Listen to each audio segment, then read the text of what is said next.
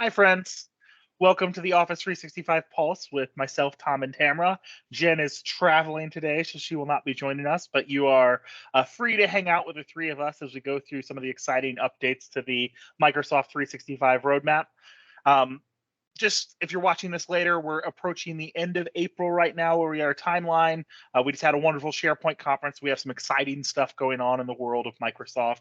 And we had some pretty cool updates this time too. So we'll go ahead and get into it. As always, we're going to discuss the three major topics that exist on the roadmap in development, rolling out, and launched. And then if there happens to be anything canceled, we'll mention that as well. But because she looks awesome, we're going to go ahead and start with Tamara today. So Tamara, why don't you go ahead and pick out anything from the in development section that caught your eye?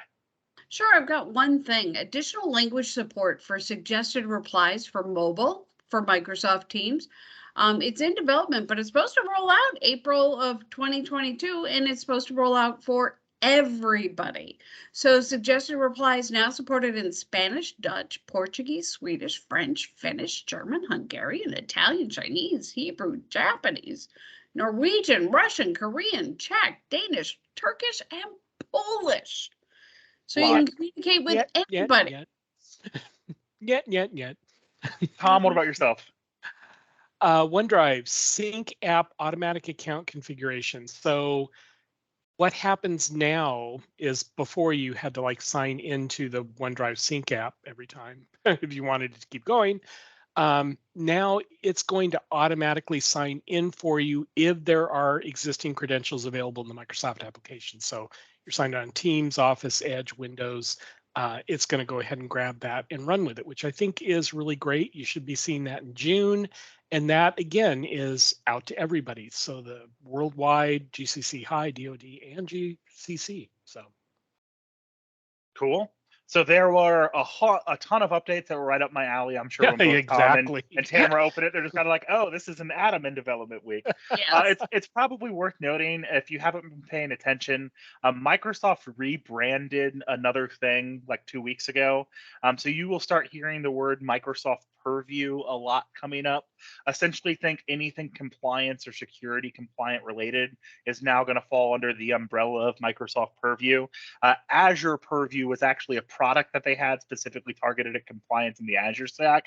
They're taking that moniker and putting it over everything. So these are all updates that are actually to what we've talked about some before, which is a communication compliance tool that Microsoft had, but it's now called the Microsoft Purview Communication Compliance Tool. But essentially, just friendly recap, communication compliance is internal communications in your company that could be looking for bad behavior. So we talked about this before, where it looks for stuff like racist behavior, misogynistic behavior, bullying, things like that. Well, coupled with the rebranding of Microsoft Purview, they actually launched an absolute ton of new templates and new things that you can go through and look at as far as things that you can do. Some of them are workplace collusion, unauthorized disclosures, stock manipulation, money laundering, corporate sabotage, sexual harassment, whole bunch of different stuff like that that's going through to ultimately look at the language. So this is going to be emails, Teams chat, stuff like that, to see if there's potentially stuff you don't want to have going on. The only one in there that I thought I was a little big brotherish for me. And don't get me wrong, I think the vast majority of stuff that communication compliance covers, like we can all agree we don't want someone who's sexually harassing someone to continue doing so. So that tool is wonderful. They have a new one though coming out called Leavers Classifier, where what it does is supposed to go through and look at the communication to see if someone is talking about potentially leaving your company, and therefore make it more likely that like, oh, if someone's talking about maybe leaving the company, maybe they're going to try to poach corporate assets or they're going to try to steal stuff and stuff like that. Now, again, I can understand why that could be used nefariously in the sense that if someone is still working for company A and they are paying him a salary or her a salary and she's trying to like convince people at company A to leave with them, then 100% that's bad and that should be stopped and people should be aware of it. But it does feel a little big brother-ish to me that people switch jobs all the time. It doesn't have to be for nefarious reasons. So that's the only one that gave me a little bit of pause. But regardless, there's literally like 10 different updates all to the communication compliance with tons of new templates, and the vast majority of them I think are really, really good. Anything else you guys want to talk about?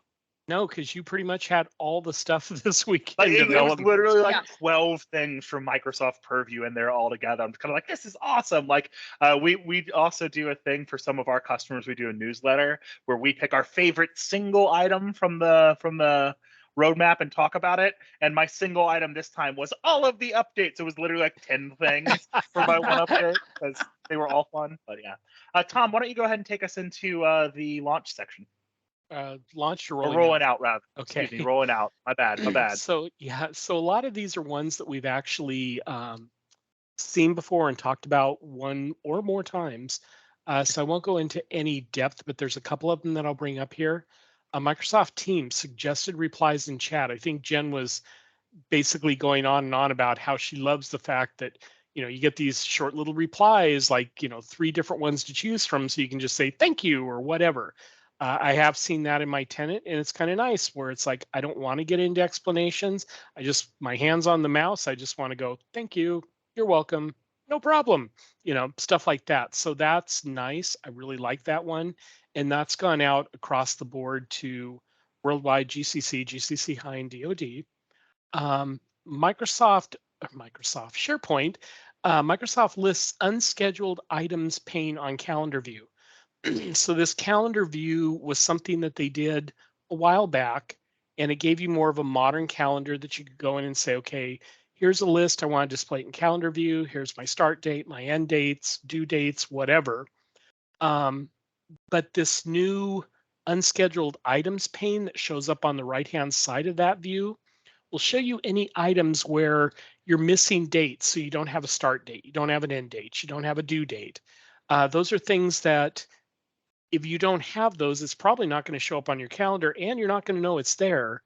Where having this missing dates view or the unscheduled items, it's going to enable you to use that view to see things and also say, oh, I've got something new that just came in, but it needs a due date. It needs a start and an end date.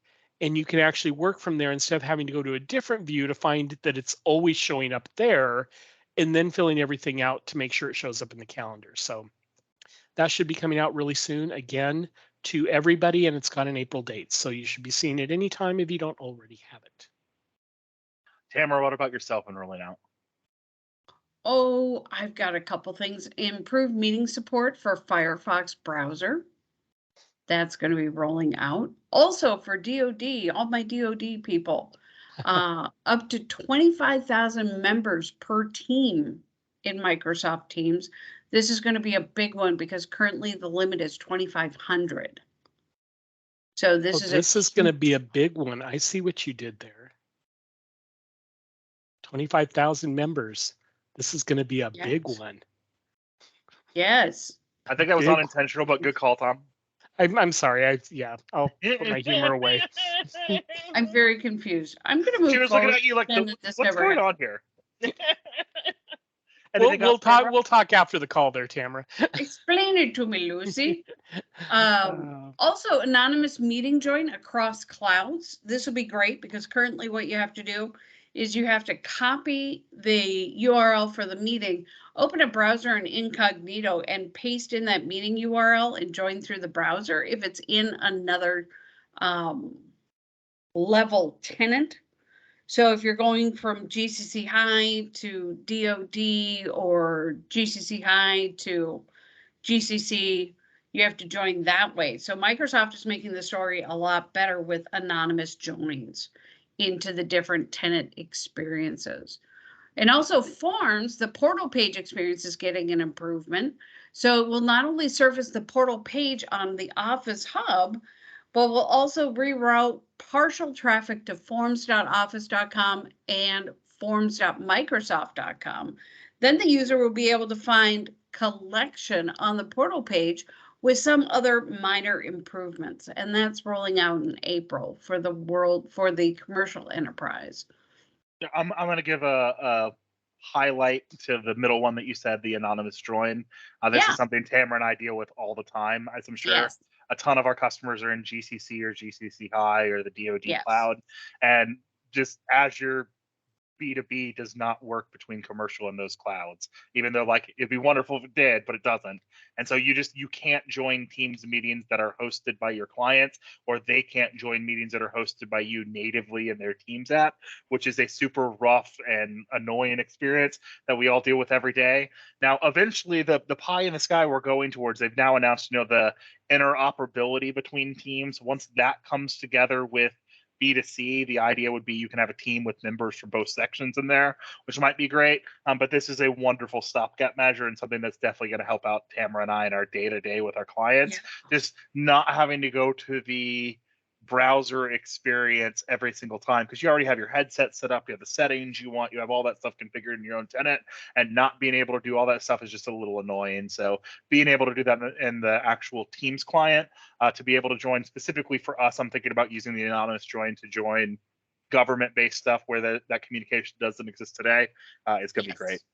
Yes. I don't have anything else. Does anyone have anything else they'd like to talk about and rolling out? Nope. I think we can go to launch.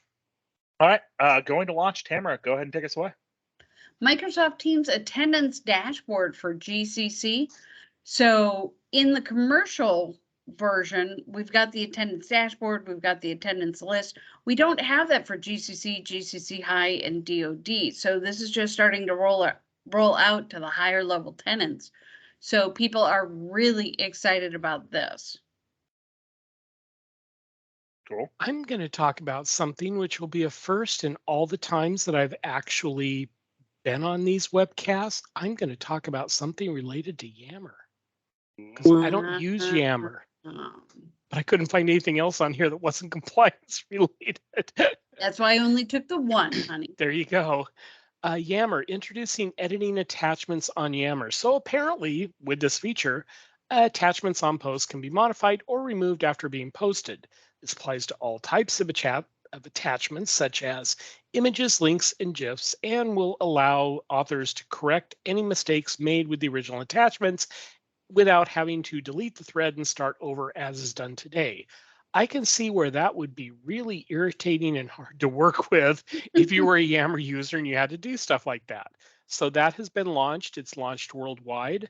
So if you're a Yammer user, that was fun, Yammer user, you should be seeing this particular update, and feel free to edit away on any attachments you have out there.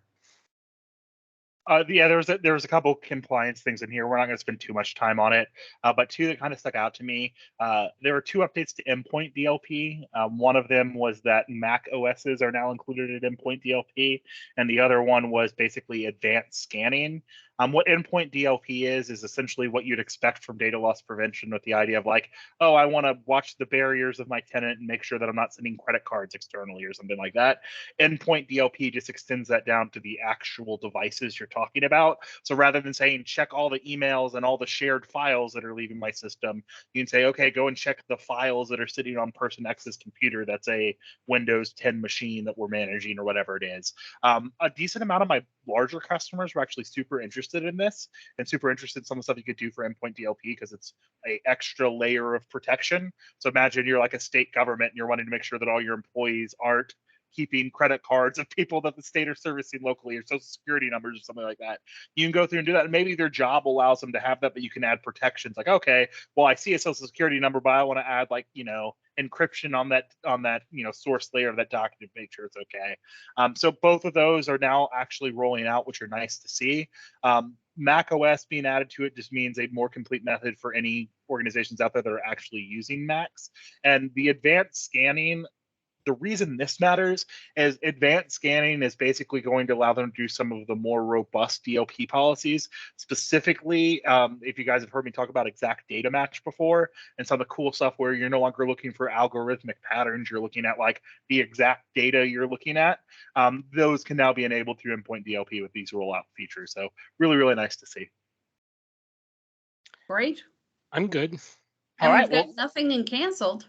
Yeah, nothing canceled. So that's been our updates for the week. So we'll join everyone again next week, which I guess we'll be going into what, May, starting and through there. But besides that, hopefully everyone has a wonderful time, a wonderful week, and the weather's warming up where you guys are. And we'll see you guys next week. Thanks. Bye, everyone. Bye.